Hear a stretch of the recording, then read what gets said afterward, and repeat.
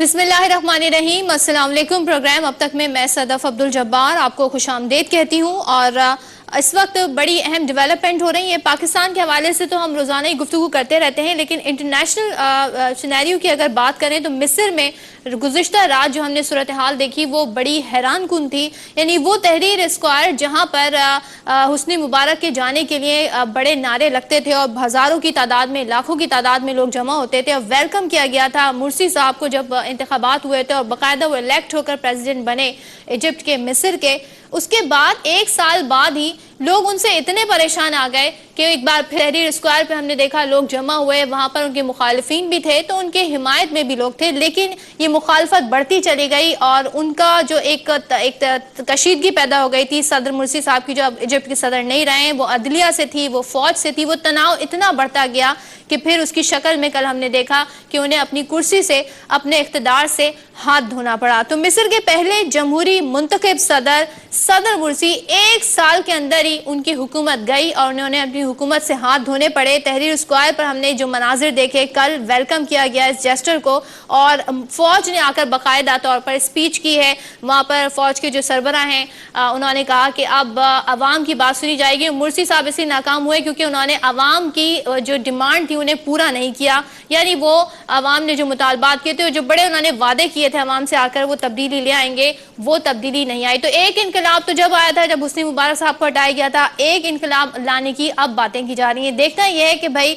ये इनकलाब की डेफिनेशन आखिर है क्या, इनकलाब है क्या, और डिक्टेटरशिप ही इस मसले का हल था। अगर अच्छी गवर्नमेंट नहीं हो रही थी मिस्र में तो क्या इसका मसला यही था? क्योंकि अब वहाँ के जो आईनी अदालत है उसके सरबरा को चीफ जो है उनको वहाँ का सरबरा बना दिया गया है मिस्र का, और कहा गया है कि इंतखाबात होंगे, लेकिन उसका ऐलान नहीं किया गया, तारीख नहीं दी गई। ये पाकिस्तान में आपने बहुत देखा होगा, डिक्टेटरशिप आते हैं मेरे अजीज हम वतनों होता है 90 दिन का, कहते हैं कि 90 दिन के अंदर अंदर इंतखाबात हो जाएंगे, मगर 90 दिन क्या 9 साल बीत जाते हैं, इंतखाबात नहीं होते हैं। या तो उन्हें हटा दिया जाता है या फिर वो जैसे कि ज़िया उल हक साहब के साथ हुआ था कि उनका तैयारा क्रैश हुआ था और अल्लाह को प्यारे हो गए थे। तो इस तरीके से पाकिस्तान भी इन तमाम मसाइल से उलझता रहा है और हमें ये बताया गया है, हमने जो तारीख में पढ़ा है कि क्योंकि एक डिक्टेटर उस पर चेक एंड बैलेंस नहीं होता, उसे आवाम की अदालत में नहीं जाना होता, यानी इंतखाबात नहीं करवाने होते, तो वो अपनी ताकत के नशे में इतना चूर हो जाता है कि उसके सामने वाली कोई भी दीवार होती है उसको फिर वो ताकत के जरिए कुचलता है।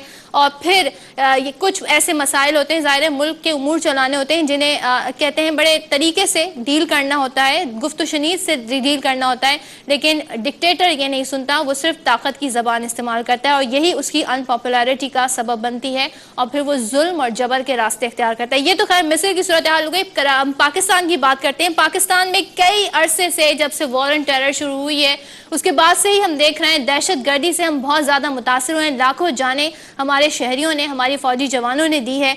और अब जब ड्रोन अटैक होते हैं तो कुछ लोग, कुछ पार्टियां, कुछ मजहबी पार्टियां, कुछ सियासी पार्टियां ये कहती हैं कि रिएक्शन है, जब ड्रोन अटैक होते हैं उसके रिएक्शन में पाकिस्तान में जो खुदकुश हमले होते हैं वो ये खुदकुश हमले किए जाते हैं। और जगह जगह अब तो हम देख रहे हैं कि अब किसी को शिया होने के नाते मार दिया जाता है, किसी को दूसरे मसलक होने की बुनियाद पर मार दिया जाता है, लेकिन इसका हल नज़र नहीं आता। हमारी मजहबी जमातें इकट्ठी नहीं होती और इकट्ठी नहीं होती और कोई फैसला नहीं देती कि क्या होना चाहिए। ये जो दहशत गर्दी जो मजहब के नाम पर हो रही है कि तुम्हारा मजहब सही नहीं है, मेरा मजहब सही है, इसके खिलाफ एक बाकायदा एक प्लेटफॉर्म पे जमा होकर कोई खास हमें कोई ऐलान नजर नहीं आता कि वो क्या है और क्या होना चाहिए। बहरहाल एक डेवलपमेंट ये हुई है कि 50 उलमा हैं सुन्नी इत्तेहाद कौंसिल के तहत, उन्होंने एक फतवा जारी किया है और उस फतवे के कुछ जुज़ियात अगर मैं आपको बताऊं तो उनकी जानिब से कहा गया है कि खुदकुश हमले हराम हैं, कत्ल शिर्क के बाद सबसे बड़ा गुनाह करार दिया गया है। इन उलमा की जानिब से उन्होंने कहा है कि शिर्क जो कि सबसे बड़ा गुनाह माना जाता है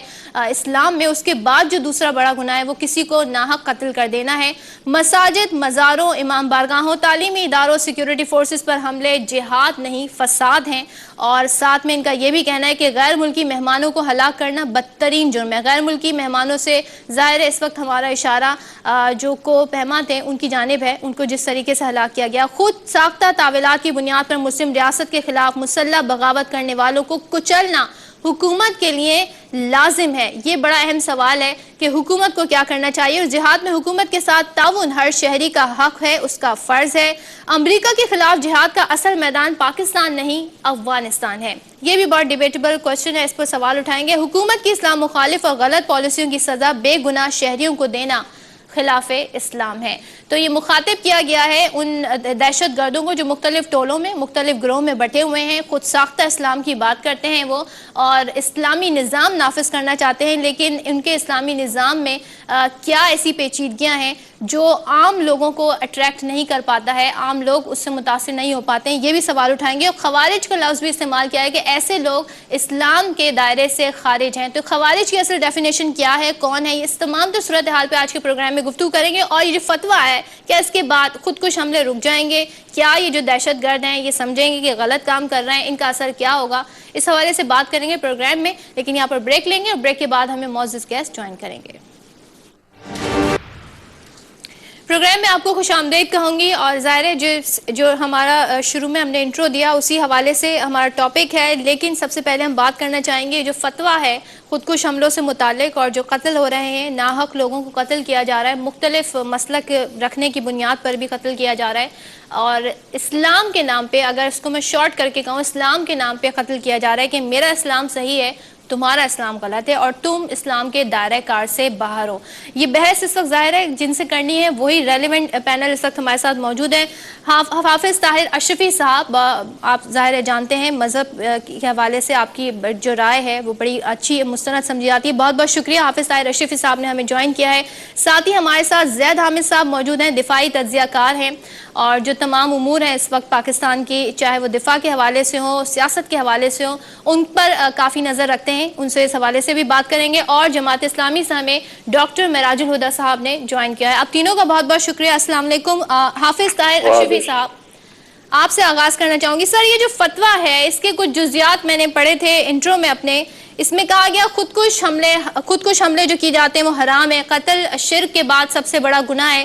تو سر مجھے یہ بتائیے گا، جب اتنی ساری یہ ایک فتویٰ سامنے آ گیا ہے، اس کی روشنی میں اس وقت اے بی سی ڈی جتنے بھی گروہ ہیں، لشکر ہیں، جو بھی نام ہیں، اسلام کے نام پر جو اسلامی نظام نافذ کرنا چاہتے ہیں اور دوسروں کو کہتے ہیں کہ تمہارا نظام ٹھیک نہیں ہے، ہمارا نظام ٹھیک ہے، اس میں قتل بھی کر دیتے ہیں، اس قتل کو مان بھی لیتے ہیں، ان لوگوں سے کس طریقے سے ڈیل کرنا چاہیے، کس طرح سے نمٹنا چاہیے، اس فتوے کی روشنی میں آپ کیا کہیں گے؟ بسم اللہ الرحمن الرحیم۔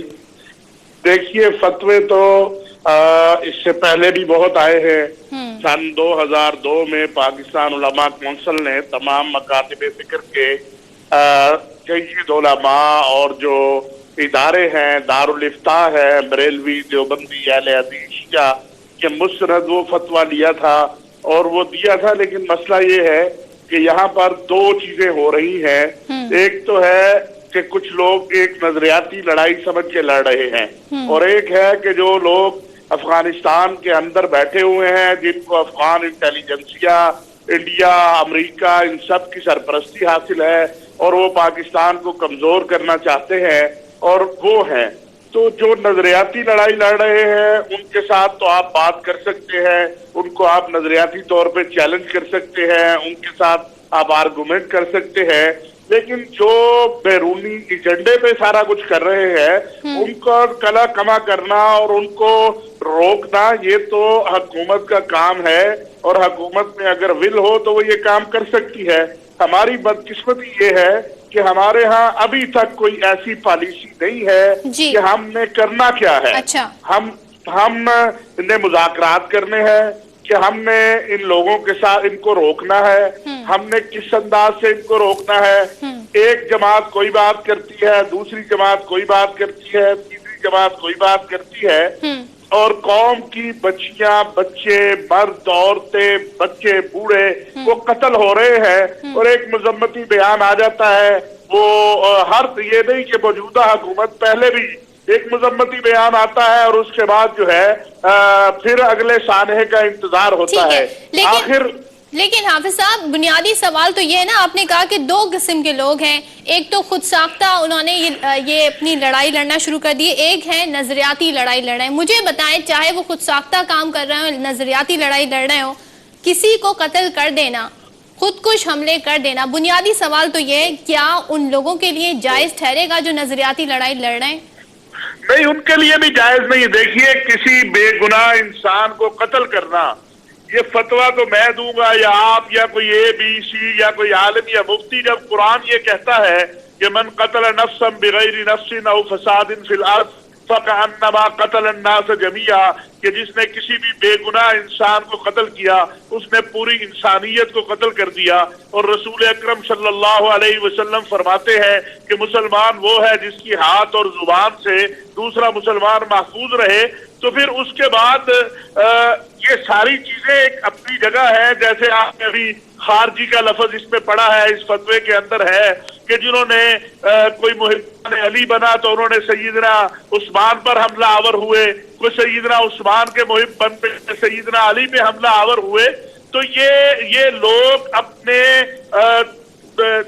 آپ جسے کہہ لیں کہ اپنے ہی نظریات کو، جن کا اسلام سے کوئی تعلق نہیں ہے، میں بڑا واضح کہہ دوں، اسلام کسی بے گناہ کے قتل کی اجازت نہیں دیتا، اور اسلام نے جہاد کے بھی اصول متعین کیے ہیں۔ جہاد یہ نہیں ہے کہ میں یا آپ اٹھیں اور کلاشنکوف کندھے پہ ڈال لیں اور ہم کہیں کہ ہم جہاد کرنے نکل پڑے ہیں۔ جہاد کے ضابطے ہیں، جہاد کے اصول ہیں، اور سیدنا ابو بکر صدیق رضی اللہ تعالیٰ عنہ نے جو 10 نکات جہاد کے لیے، جو 10 شرائط جہاد کے لیے مقرر کیے ہیں، اس میں تو آپ سبز درخت کو نہیں کاٹ سکتے، پھلدار درخت کو نہیں کاٹ سکتے، کھڑی فصلوں کو تباہ نہیں کر سکتے، بے گناہ لوگوں کو جو گھروں میں بیٹھے ہیں ان کو قتل نہیں کر سکتے، عورتوں کو قتل نہیں کر سکتے، حتیٰ کہ جو جانور ہیں ان کو آپ جو ذبح کے لیے آپ کو ضرورت ہے اس کے علاوہ نہیں کر سکتے۔ تو لیکن ہمارے ہاں مصیبت یہ ہے کہ ہماری کوئی پالیسی اب تک واضح نہیں ہے کہ ہماری پالیسی کیا ہے۔ اور میں بڑی ذمہ داری سے یہ کہہ رہا ہوں کہ نورستان اور کنڑ اور افغانستان کے علاقوں میں جو کیمپ بنائے ہیں، جن کو افغان انٹیلیجنس کی مدد حاصل ہے، CIA اور انڈین را کی مدد حاصل ہے، وہ پاکستان کو کمزور سے کمزور تر کرنے کے لیے، اور آپ یہ دیکھیے یہ جو موجودہ سلسلہ شروع ہوا ہے بم دھماکوں کا، یہ اس وقت شروع ہوا جب کرزئی صاحب کا اور انڈیا کا وہ ایجنڈا جس کے تحت وہ پاکستان کو افغانستان کے پیس پروسیس سے باہر رکھنا چاہتے تھے، وہ ناکام ہوا۔ یہ ان کا کام تھا۔ ٹھیک ہے زید حامد صاحب، آپ نے گفتگو سنی ہوگی حافظ ساحر اشرفی صاحب کی، اگر آپ اس میں انکلوڈ کرنا چاہیں مجھے یہ بتائیے گا۔ پھر جو ہماری ایک بحث چلتی ہے کہ اگر میں اسپیسیفکلی کر دوں تحریک طالبان کے حوالے سے، کیونکہ بہت سارے ایسے خودکش حملے ہوئے ہیں جن کی ذمہ داری بھی وہ قبول کرتے آئے ہیں، مجھے یہ بتائیے گا کیا گڈ بیڈ طالبان کی جو اصطلاح یوز کر کے اور پھر ان کا کیس لڑا جاتا ہے، یہ کس حد تک جائز ہے؟ اس فتوے کی روشنی میں ہم اگر تمام تر جزیات اس کے دیکھتے ہوئے بات کریں، مختلف گروہ کے حوالے سے اور طالبان کے حوالے سے۔ صدف ایک بات بڑی واضح کر لیجئے کہ پاکستان میں جو دہشت گردی ہو رہی ہے، جو کچھ آپ پچھلے 10-12 سال میں دیکھ رہے ہیں، 1 لاکھ سے زائد مسلمان پاکستانی شہید ہو چکے ہیں، پاک فوج جس گروہوں کے خلاف جنگ کر رہی ہے وہ صرف تحریک طالبان پاکستان ہے، اور ان کی ذیلی شاخ ہے لشکر جھنگوی۔ اچھا، لشکر جھنگوی کا ٹارگٹ سیکٹیرین ہے۔ تحریک طالبان پاکستان ریاست کے خلاف پاکستانی مسلمانوں کو قتل کرنے کی ذمہ دار ہے۔ یہ جو علماء کرام بات کرتے ہیں، ہم نے فتوے جاری کر دیے ہیں کہ جناب انسان کا قتل جائز ہے، انسان کو قتل نہیں کر سکتے اور یہ شرائط ہیں، ان میں سے کوئی بھی فتویٰ براہ راست تحریک طالبان کا نام لے کر ان کو خارجی نہیں کہتا، سوائے اس کے کہ جو نیا فتویٰ ابھی آیا ہے۔ اصل اہم بات یہ ہے کہ تحریک طالبان جو جنگ پاکستان کے خلاف کر رہی ہے اس کے 2 پہلو ہیں۔ ایک اس کا عسکری پہلو ہے جس کا جواب پاک فوج دے رہی ہے، دوسرا اس کا نظریاتی پہلو ہے، وہ دین کو استعمال کرتے ہوئے پاکستان کی ریاست اور اس کی قوم اور افراد کو کافر قرار دیتے ہیں، جس کی وجہ سے اپنی جنگ کو جائز کرتے ہیں، ان کے مال کو مال غنیمت سمجھتے ہیں، ان کی عورتوں کو اپنے اوپر حلال سمجھتے ہیں. لہٰذا جو فتوے آپ جاری کرتے ہیں اس کا تو یہ مانتے ہی نہیں، چونکہ ان کے اپنے نزدیک ہم سب کافر ہیں، ہمیں قتل کرنا جائز ہے، ہمارا مال لوٹنا غنیمت ہے، ہماری عورتیں اٹھانا، ان کو لونڈیاں اور کنیزیں بنانا ان کے لیے حق ہے. لہٰذا اگر اس جنگ کو ہم جیتنا چاہتے ہیں تو خوارج کی جو اصطلاح حضور صلی اللہ علیہ وآلہ وسلم نے احادیث مبارکہ میں 100 کے قریب احادیث میں خوارج کو ڈیفائن کیا ہے. خارجی اس کو نہیں کہتے جو دائرہ اسلام سے خارج ہو. خارجی کی جو اصطلاح ہے وہ اس مسلح گروہ کے لیے ہے کہ جو دین کو استعمال کرتے ہوئے اسلامی معاشرے کے خلاف اعلان جنگ کرے. یہ اسپیسیفک بات ہے. اور حضور صلی اللہ علیہ وآلہ وسلم نے خوارج کے لیے لفظ کلاب النار استعمال کیا ہے، جہنم کے کتے. اور فرمایا گیا ہے مسلمان فوج کو حکم ہے کہ ان کو تلوار کے زور پر قتل کیا جائے. اور جو فوجی ان سے لڑتا ہوا شہید ہوتا ہے اس کو افضل شہید کہا گیا. لہذا جو مقام there are some people جن کے آپ کہہ رہے ہیں نا جو فوجی ان سے لڑتے ہوئے شہید ہو جائے بڑا اعلیٰ مقام ہے. ہماری فوج میں بھی کچھ ایسے لوگ ہیں جو ان کو شرارتی بچے کہتے ہیں، بگڑے ہوئے کہتے ہیں، اپنے کہتے ہیں. مجھے یہ بتائیں یہ کہیں سے اوپر سے تو نہیں آ گئے نا، ایک دم سے کوئی ایلینز تو نہیں نازل ہو گئے، یہ یہیں سے نکلے ہیں، پاکستان سے ہی نکلے ہیں. اگر میں پاکستان کے حوالے سے ان کی بات کروں، جہاد کرنے گئے تھے افغانستان، امریکہ سے لڑنے گئے تھے، اب یہ اس طرح سے پورے ملک میں پھیل گئے ہیں. اور پھر کچھ لوگ یہ کہتے ہیں کہ ڈرون اٹیک ہوتے ہیں تو جو لوگ جن کی فیملی متاثر ہوتی ہیں اس کے ریئیکشن میں یہ کام کرتے ہیں. تو یہ تو ہیں ہی تو لوگ اپنے نا، ان کو ہی کہہ دینا کہ یہ باہر کہیں کسی کے ایجنڈے پہ کام کرنا، یہ کس حد تک درست ہے؟ مجھے مختصر اس کا جواب دیجیے گا.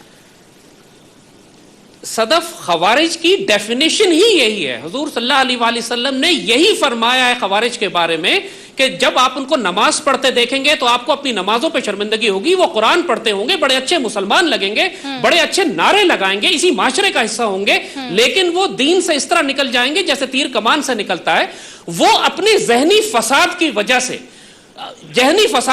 سے دین سے نکلیں گے اور خوارج کہلائیں گے، چونکہ یہ امت رسول کے خلاف اعلان جنگ کریں گے. ایک بات ذہن میں رکھیے گا کہ یہ طالبان سو کال تحریک طالبان پاکستان جو ہمارے خلاف جنگ کر رہے ہیں، ان میں سے کوئی بھی مجاہد نہیں ہے، ان میں سے کوئی بھی افغان طالبان کا حصہ نہیں ہے، ان میں سے کوئی بھی وہ نہیں ہے جو روس کے خلاف لڑنے کے لیے وہاں گئے تھے یا امریکہ کے خلاف جنگ کر رہے ہوں. امریکہ کے خلاف جنگ افغانستان میں ہو رہی ہے، یہ پاکستان میں بیٹھ کے پشاور، کراچی اور کوئٹہ میں جنگیں کر رہے ہیں. ان میں سے کوئی بھی ایسا نہیں ہے جو مجاہد ہو. اسی لیے چونکہ کئی برس سے لوگ ان کے بارے میں کنفیوز ہوتے تھے کہ یہ مسلمان ہیں، کافر ہیں، طالبان ہیں، ہم کیا کریں ان کے ساتھ. ہماری فوج کو بھی ان کے بارے میں نہیں تھا، انٹیلیجنسیا کو بھی، میڈیا کو بھی. کنفیوز کرنے والے کون ہیں ان کو یہ بتائیے گا. کس نے ہمیں بتایا کہ there are good Taliban and there are bad Taliban? کیا کہیے گا؟ دیکھیے گڈ اور بیڈ طالبان تو ایگزسٹ کرتے ہیں، یہ کنفیوژن نہیں ہے. افغان طالبان کے ساتھ پاکستان کے تعلقات ہیں، ہم ان کے ساتھ معاہدات کر رہے ہیں. افغان طالبان ہمیشہ سے افغان پشتون عوام کو ریپرزینٹ کرتے ہیں. پاکستان کے اندر بھی جو اس وقت ایگزسٹ کرتے ہیں ان میں بھی اچھے اور برے کی کیٹیگری ہے، اور پھر ان سے اچھے والوں سے بات کی جا سکتی ہے. پاکستان کے اندر کچھ لوگ اسے اپنا ایسٹ بھی قرار دیتے ہیں. مجھے اس دو سوالوں کا جواب دے دیجیے. ہم آپ کو بالکل واضح کر دیں کہ تحریک طالبان پاکستان کے اندر کوئی ایلیمنٹ ایسا نہیں ہے کہ جس کو ہم اپنا ایسٹ سمجھتے ہوں یا جن کو ہم گڈ طالبان سمجھتے ہوں. پاکستان کے قبائلی علاقوں میں ایسے قبائلی سردار موجود تھے جیسے مولوی نیک محمد تھا، ملا نذیر تھا، حافظ گل بہادر تھا، کہ جو لوگ جن کے ساتھ جو قبائلی تھے جو نظریاتی طور پر شرن قرآن و سنت کو استعمال کرتے ہوئے پاکستان کے خلاف جنگ نہیں کر رہے تھے، ان کے مفادات اور تھے، ان سے تو معاہدے کیے گئے. لیکن جو قرآن و سنت کو استعمال کر کر امت رسول کے خلاف جنگ کرتے ہیں ان سے معاہدات نہ کیے گئے ہیں، ان سے جنگ کی گئی ہے، انہیں قتل کیا گیا، قتل کیا جانا چاہیے، اور ان میں کوئی بھی ہمارا شرارتی بچہ نہیں ہے. یہ سب کے سب خوارج ہیں. حضور صلی اللہ علیہ وآلہ وسلم نے ان سے جنگ کر کے انہیں قتل کرنے کا حکم دیا. جنگ کر کے قتل کرنے کا حکم دیا. حدیث کا حوالہ دے رہے ہیں زید حامد صاحب. ڈاکٹر معراج الہدیٰ صاحب ہمارے ساتھ موجود ہیں. جماعت اسلامی اپنا ایک الگ موقف رکھتی ہے اس حوالے سے. ڈاکٹر صاحب سوری آپ کو میں نے کافی ویٹ کرایا، لیکن آپ نے گفتگو دونوں جانب سنی ہوگی، حافظ طاہر اشرفی صاحب کی، زید حامد صاحب کی بھی. کیا کہیے گا؟ یہ خوارج ہیں اور ان سے اب طاقت کے ذریعے ہی ڈیل کرنا چاہیے. آپ کیا کہیے گا؟ کس کیٹیگری میں فال کرتے ہیں یہ سو کالڈ تحریک طالبان؟ اچھا جی، بسم اللہ الرحمن الرحیم. ہوتا یہ ہے کہ آپ لوگ فون کر کے جس موضوع پر بات کرنے کے اجازت لیتے ہیں وہ موضوع کچھ اور ہوتا ہے، اور جب آپ گفتگو شروع کرتے ہیں تو موضوع کچھ اور ہوتا ہے. آپ کو شاید تھوڑی مس کمیونیکیشن ہو گئی ہوگی. ہم آج دو ٹاپک پہ بات کرنا چاہ رہے ہیں، مصر کے حوالے سے بھی اور اس فتوے کے حوالے سے بھی. جی ڈاکٹر صاحب. بہرحال ابھی تک مصر پہ تو کوئی بات نہیں ہوئی، مجھ سے تو مصر ہی کی بات کی گئی. سیکنڈ سیگمنٹ کے بعد اور اتفاق یہ ہے کہ جتنی مرتبہ بھی یہ کوارڈینیشن ہوتی ہے تو ہمیشہ اس کوارڈینیشن میں کوئی نہ کوئی خرابی ہوتی ہے. کمپلین مجھ سے بعد میں آف دا ریکارڈ کر لیے گا، میں اب بریک لے لوں، اس دوران آپ مجھ سے کمپلین کر لیے گا، لیکن اس کا جواب اگر آپ دینا چاہیں تو میں اس کا جواب آپ سے لوں گی. میں اس کا جواب دے رہا ہوں. میں پہلی بات تو یہ کہنا چاہوں گا کہ میرا یہ خیال ہے کہ اس کے اندر کسی کو کوئی شک نہیں ہے کہ مسلمان کو قتل کرنا حرام ہے. کوئی اس کے اوپر اشتباہ موجود نہیں ہے کہ بریک کا وقت ہو گیا ہے، بریک لے لوں پھر آتی ہوں میں آپ کی جانب، تاکہ پھر آپ اپنا سوال جو ہے وہ تفصیل کے ساتھ اس کا جواب دے سکیں جو میں نے سوال پوچھا. بریک لیتے ہیں، بریک کے بعد پھر حاضر ہوتے ہیں. پروگرام میں آپ کو خوش آمدید کہتی ہوں. تھوڑی بریکنگ آ گئی تھی جس میں وہ آپ ساری گفتگو سن رہے ہوں گے. وزیر خزانہ اسحاق ڈار صاحب کے حوالے سے آئی ایم ایف سے جو قرض کے حوالے سے بات ہو رہی تھی. ڈاکٹر معراج الہدیٰ صاحب، سر آپ کو ہی میں اس وقت انٹرپٹ کیا تھا، بریک لیا تھا. میں آپ سے یہ سوال یہ پوچھنا چاہ رہی تھی، اب اس فتوے کی روشنی میں ان لوگوں سے جنہیں خوارج کہا گیا ہے، تحریک طالبان ہو یا اور دیگر گروہ ہو، دہشت گرد ہو، ان سے بات چیت کرنا تو جائز نہیں بنتا. آپ کیا کہیے گا؟ ان سے تو طاقت کے ذریعے ہی نمٹنا جائز بنتا ہے. کیا کہیے گا آپ اس فتوے کی روشنی میں؟ صدر، سب سے پہلے تو میں یہ بات کہنا چاہوں گا کہ اگر امن قائم کرنے کے لیے کسی فتوے کی کمی تھی تو فتویٰ آ گیا ہے، اور اب فتویٰ آ گیا ہے تو پھر امن قائم ہو جانا چاہیے. بنیادی مسئلہ یہ ہے کہ جن معاملات کا تعلق نہیں ہے اور کسی فتوے کی بنیاد پر، اس میں کس کو شک ہے کہ ایک مسلمان کو قتل کرنا، ایک مسلمان کو نقصان پہنچانا کسی بھی طرح اس کی اجازت نہیں دی جا سکتی. لیکن یہاں پر جو میں سمجھتا ہوں کہ اس فتوے کی آڑ میں کسی سامراج کو جائز کروانے کی کوشش کی جاتی ہے. اور عجیب بات یہ ہے کہ امریکہ تو طالبان سے جنگ بھی لڑتا ہے اور امریکہ طالبان سے مذاکرات بھی کرتا ہے، لیکن پاکستان کے اوپر یہ پابندی ہوتی ہے کہ وہ کسی بھی طریقے سے کوئی کسی سے مذاکرات نہیں کرتا. وہ صرف امریکی اشارے پر اور امریکی ڈکٹیشن پر اپنی پالیسی کو طے کرے گا. میں یہ سمجھتا ہوں کہ اپنے لوگوں کی جانیں محفوظ کرنا پاکستانی ریاست کی ذمہ داری ہے، اور جانوں کو محفوظ کرنے کے لیے ہمیشہ ہائی جیکر سے مذاکرات بھی کیے جاتے ہیں، بات چیت بھی کی جاتی ہے، اس کے ساتھ طاقت کا بھی استعمال کیا جاتا ہے. قانون کی بالادستی کو قائم کرنے کے لیے تمام طریقے آزمائے جاتے ہیں. یہ نہیں کیا جاتا کہ کوئی ایک راستہ بند کر کے کہا جائے کہ جی اب یہ دایاں ہاتھوں سے یہاں پر استعمال ہمارے کیا ساتھ زید حامد صاحب ہیں، وہ خوارج کے حوالے سے ڈیفینیشن بتا رہے تھے. انہوں نے بہت مثالیں دی، انہوں نے کہا کہ ان کو طاقت کے ذریعے ہی کچلا گیا تھا. اب یہ جو فتویٰ ہے جس کی میں بات کر رہی ہوں، اس میں بھی یہ کہا گیا ہے کہ جو اس طرح کے کام کر رہے ہیں، حکومت کو چاہیے کہ اس طرح کی مسلح بغاوت کو کچل دے. تو کچلنے کا مطلب تو طاقت استعمال کرنا ہوتا ہے نا؟ میں سمجھتا ہوں کہ اگر حکومت کو اس فتوے سے پہلے نہیں پتا تھا کہ اپنے لوگوں کی جان و مال کو محفوظ کرنا اس کی ذمہ داری ہے، تو چلیے فتوے نے کام کر دیا کہ اس نے بتایا کہ بھئی اپنے لوگوں کو محفوظ کرو. یہ معصوم لوگ کیوں قتل کیے جا رہے ہیں؟ یہ کوئی علمی بحث کا مسئلہ نہیں ہے، یہ تو آپ کو وہ دنیا کے اصول ہیں جن کو سب لوگ جانتے ہیں. اور خام خواہ اس معاملے کے اندر آپ یہ کہیں کہ ہمیں فتوے سے پہلے تو پتہ ہی نہیں تھا کہ جانیں بڑی قیمتی ہیں. چلے اب فتوے کے بعد تو آپ کو چل گیا ہے، تو اب میں سمجھتا ہوں کہ انشاءاللہ آج سے انسانی جانیں بالکل محفوظ ہو جانی چاہیے. اس لیے کہ اس سے پہلے اگر علم میں نہیں تھا کہ فتویٰ نہیں آیا تھا اور اب فتویٰ آ گیا ہے تو علم میں بھی آ گیا ہے، تو چلے اب تو معاملہ آسان ہو جانا چاہیے. یہ علمی بحث اور علمی موضوعات کا مسئلہ نہیں ہے، یہ تدبیر کے مسائل ہیں، یہ گورننس کے مسائل ہیں. ان مسائل کے اندر خام خواہ فتوے بازی کے ذریعے اس کو خراب کرنے کی کوشش کی جاتی ہے. اور میں یہ سمجھتا ہوں کہ سب لوگ دنیا کے اندر جانتے ہیں کہ ریاست کے اندر والے ایک ایک انسان کی زندگی کو محفوظ بنانا یہ ذمہ داری ہے، چاہے وہ طالبان کر رہے ہوں، چاہے وہ بلوچستان میں کوئی دوسرا گروپ کر رہا ہو، چاہے کوئی تکفیری کر رہا ہو، چاہے کوئی خوارج کر رہا ہو، یا وہ کوئی جینز والے طالبان کر رہے ہوں. بنیادی مسئلہ یہ ہے کہ انسانی زندگی قیمتی ہے، انسانی جان قیمتی ہے، اسلام کی نظر میں بھی قیمتی ہے. یہ سمجھتے ہیں کہ خودکش حملے حرام ہیں. آپ کے نزدیک، آپ کی جماعت کے نزدیک اس کا کیا کانسیپٹ ہے معراج الہدیٰ صاحب؟ देखिए मसला ये कि आप वहीं की वहीं खड़ी हुई हैं। अच्छा, हाँ, आप आगे नहीं बढ़ी। मैं ये कह रहा हूँ कि इंसानी जानों को महफूज किया जाए। आप कह रहे हैं कब्बा हलाल है या कब्बा हराम है। भाई यहाँ पे आपके सर के ऊपर कोई और पहुंचा हुआ है, इंसानी जाने जाया हो रही है। जो अल्लाह अकबर कह के मासूम इंसानी अपने आप को फाड़ लेते हैं और कई लोग उसकी जद में आ जाते हैं, वो हमले जायज है, हराम है, क्या है? ये फतवा तो ये कह रहा है कि हराम है, आप क्या कहते हैं? क्योंकि आप एक दीनी जमात भी हैं। जी मेरी बात काटिएगा नहीं, पूरी बात सुनिएगा। ड्रोन हमले हराम है, अमेरिका की मदद करके मुसलमानों को कत्ल करवाना हराम है, 1 लाख मुसलमानों को अमेरिकी जंग के अंदर झोंक कर कत्ल करवाना हराम है।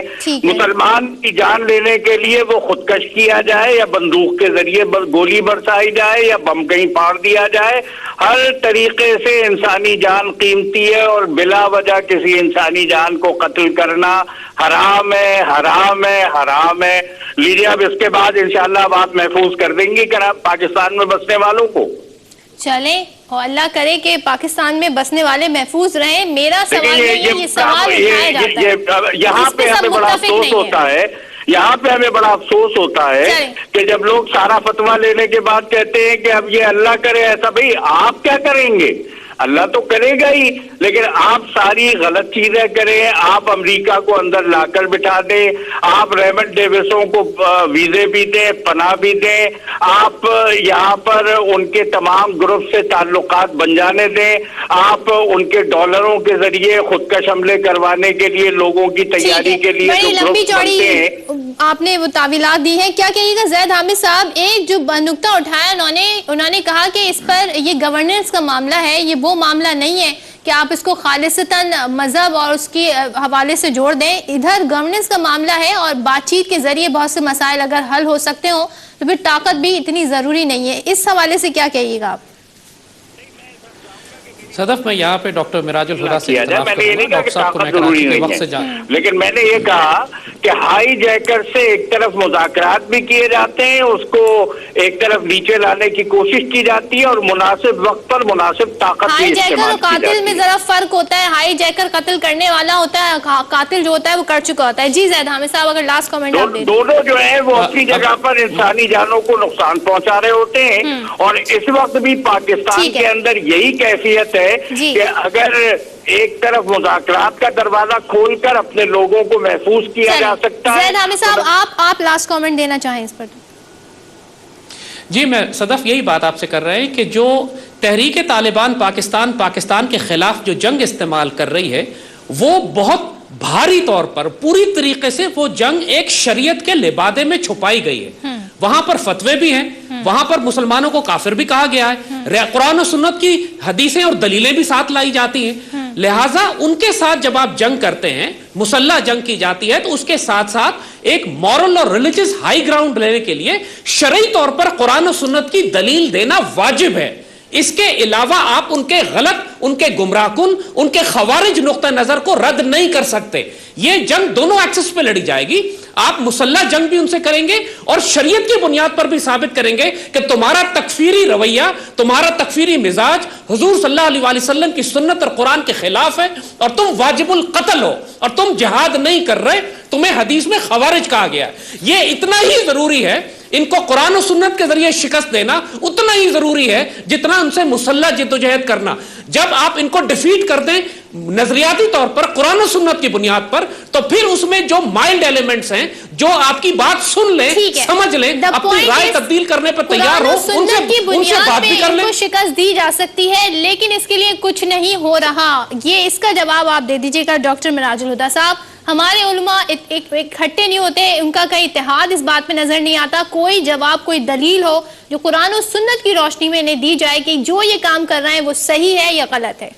देखिए मैं ये कहूंगा कि उलमा को मतून करना बड़ी गलत बात है। उलमा ने अपनी तौर पर सारी चीजें की हैं, लेकिन उलमा बेअसर बना दिए गए हैं मुआशरे के अंदर। अच्छा, उलमा के अगर फतवे आ जाए तो उलमा के फतवे इससे पहले भी आए, और वो सारे फतवे मौजूद हैं, वो सारी चीजें किताबों के अंदर भी लिखी हुई हैं, तारीख के सफात पे भी लिखी हुई हैं। इस फतवे की क्या मसला ये होता है कि जब हम अपनी सोसाइटी के अंदर रेमंड डेविस को छोड़ देते हैं, मसला ये होता है कि जब हम पाकिस्तान के अंदर अमेरिका को अंदर लाकर बिठा लेते हैं, उस वक्त भी तो उलमा से फतवा लेना चाहिए ना कि भाई उलमा क्या कहते हैं कि जनाब अफ्रीका के लिए आप अपने अड्डे फराहम बहुत कर सारे दीजिए। उलमा जो उस वक्त के जिहाद को भी सपोर्ट कर रहे थे। वक्त मेरे पास खत्म हो गया है, इस पे मजीद भी बात हो सकती थी और मिस्र के हवाले से भी हमने गुफ्तगू करनी थी, मगर वो ब्रेकिंग न्यूज़ जो आई उसकी नज़र हो गई हमारी आज के ये प्रोग्राम का मुख्तसर सा हिस्सा।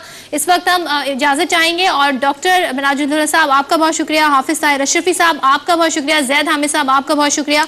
कोशिश हमारी ये थी कि जानने की कोशिश करें कि फतवा जो आया है इसकी अहमियत क्या है, इसके तनाजुर में जो बातें उलमा ने कही हैं उस पे किन जमातों को और दीनी मज़ाहिब की जो दूसरी जमातें हैं उनको कितना यकीन है, इस पे इम्प्लीमेंटेशन कैसे हो सकता है। मगर बहुत सारी बातें हैं जो इस वक्त जवाब तलब रह गई हैं। बहरहाल प्रोग्राम हमने आपके सामने रखा, एक छोटी सी कोशिश की। कतर की